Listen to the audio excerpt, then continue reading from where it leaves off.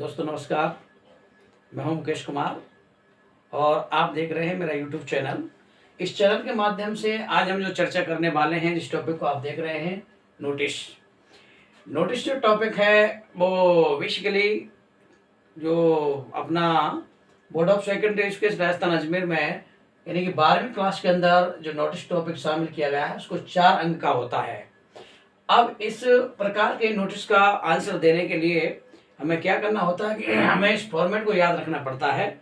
और इस फॉर्मेट के लिए हम क्या करेंगे, ये जो फॉर्मेट है, इस फॉर्मेट के माध्यम से मैं बताऊंगा कि किस प्रकार से हम इससे प्रश्नों का आसानी से आंसर दे सकते हैं और हमें किस प्रकार की दिक्कत नहीं आती है। तो देखिए दोस्तों, सबसे पहले क्या है कि हम आंसर लिखते हैं और अपने आंसर में इस फॉर्मेट के अकॉर्डिंग हम उसका उत्तर देते हैं। देखिए सबसे पहले लिखते हैं हम लोग यहाँ पर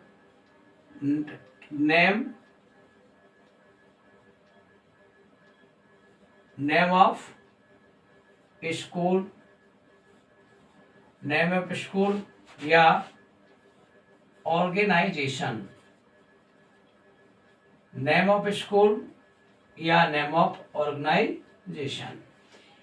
यानी कि जो भी स्कूल या ऑर्गेनाइजेशन इस नोटिस को जारी कर रहा है उसका नाम रखेंगे हम। सबसे पहले कोई स्कूल होता है तो हम स्कूल का नाम लिख देंगे और कोई ऑर्गेनाइजेशन है तो हम ऑर्गेनाइजेशन का नाम लिख देंगे।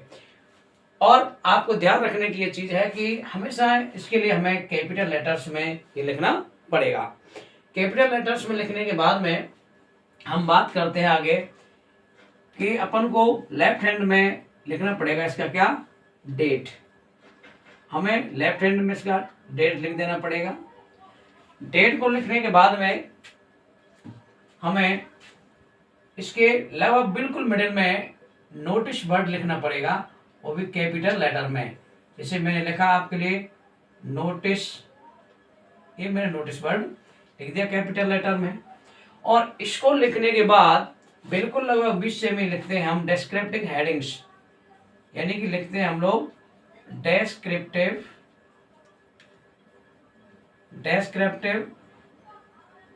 हेडिंग्स लिखते हैं। डिस्क्रिप्टिव हेडिंग में भी हमें ये याद रखना होगा कि हमें इन सब में हमेशा देखिए नेम ऑफ स्कूल है, नेम ऑफ ऑर्गेनाइजेशन है, नोटिस है, नोटिस वर्ड है और डिस्क्रिप्टिव हेडिंग्स हैं। इन सभी को हमें क्या है कैपिटल लेटर्स में लिखना पड़ेगा।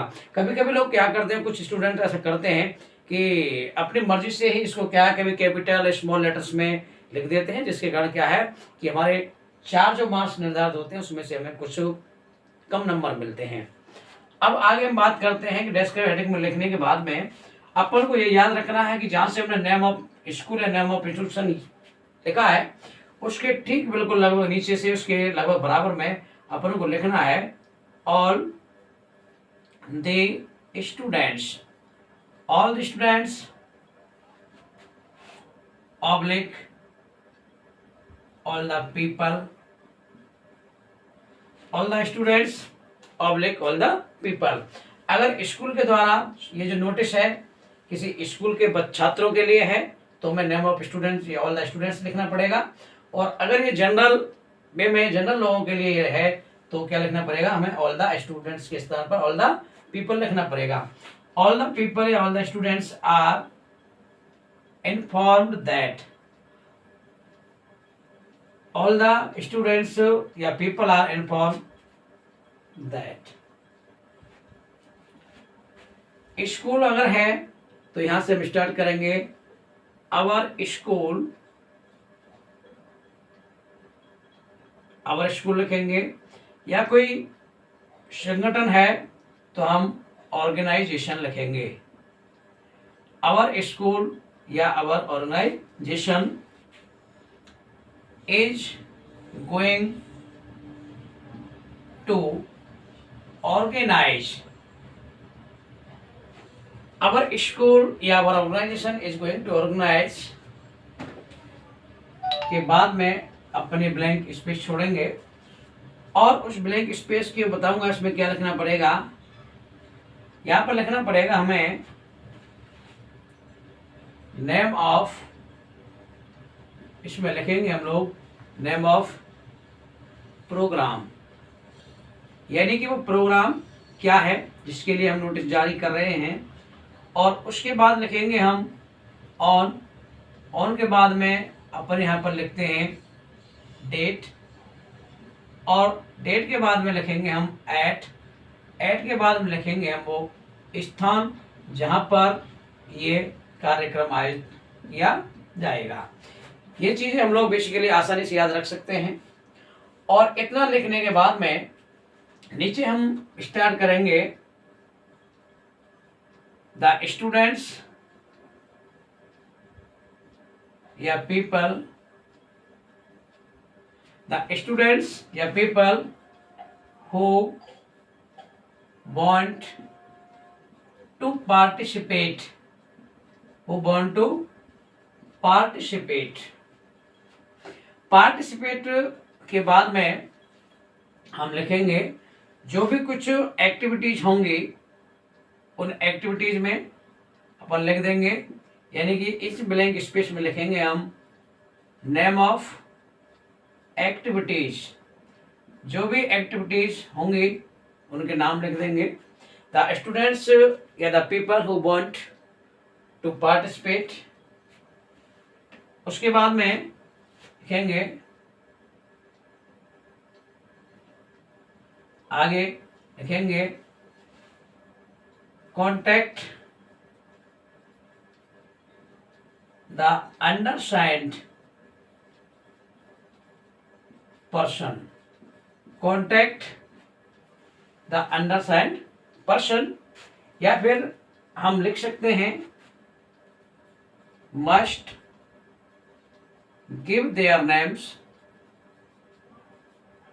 Give their names to the undersigned person, the undersigned person. इस प्रकार से हम इस फॉर्मेट को अगर याद रखते हैं तो इस फॉर्मेट के माध्यम से हम कई प्रकार के क्वेश्चनों का आंसर दे सकते हैं जो नोटिस से रिलेटेड होंगे। और इतना लिखने के बाद में लेफ्ट हैंड में लिखेंगे अपन लोग क्या लिखेंगे, सबसे पहले लिखेंगे हम उसका नेम, जो व्यक्ति इस नोटिस को निकालेगा, और नेम के बाद लिखेंगे हम उस व्यक्ति का डेजिग्नेशन। नेम लिखेंगे और उसके बाद लिखेंगे हम डेजिग्नेशन। और इतना करने के बाद में हम इस बॉक्स को पूरी तरह से क्या कर देंगे, बंद कर देंगे। और अगर हम इस प्रकार इस फॉर्मेट को याद रखते हैं तो हमें आंसर देने में कोई तकलीफ नहीं होती है और हमें 100% 4 अंक हमें प्राप्त हो जाते हैं। एक बार पुनः सुने। सबसे पहले हमें नेम ऑफ स्कूल या नेम ऑफ ऑर्गेनाइजेशन लिखना है। उसके बाद में लेफ्ट हैंड में हमें डेट लिखनी है, जो भी डेट हो। उसके बाद में नोटिस वर्ड कैपिटल लेटर में लिखना है। डेस्क्रिप्टिव हेडिंग्स ये भी हमें कैपिटल लेटर में लिखनी है। और इसको याद रखने के लिए आप लोग मैं यहाँ आपके लिए लिख देता हूँ, डेस्क्रिप्टिव हेडिंग में लिख देता हूँ आपके लिए मैं only in capital letters, only in capital letters, यानी कि आपको बड़े बड़े अक्षरों में चीजें लिखनी है। क्या लिखना है, name of school organisation, notice word है और डेस्क्रिप्टिव हेडिंग्स हैं। ये सारी चीजें आपको किस में लिखनी है, कैपिटल लेटर्स में लिखनी है। बाकी और जो चीजें हैं वो आप इस तरह से ये फॉर्मेट याद रख सकते हैं। और इस फॉर्मेट के बाद में हम क्वेश्चन का आंसर किस प्रकार से देते हैं ये मैं अभी आपको नेक्स्ट वीडियो बताने वाला हूँ, अपनी नेक्स्ट क्लास बताऊंगा। क्वेश्चन लिखूंगा और क्वेश्चन के बाद में मैं बताऊंगा कि आपको किस प्रकार से आंसर देने होते हैं। तब तक के लिए okay, thank you, bye bye. Oh, let me up with a bright smile on now. Put me in the dark, so won't get lost now.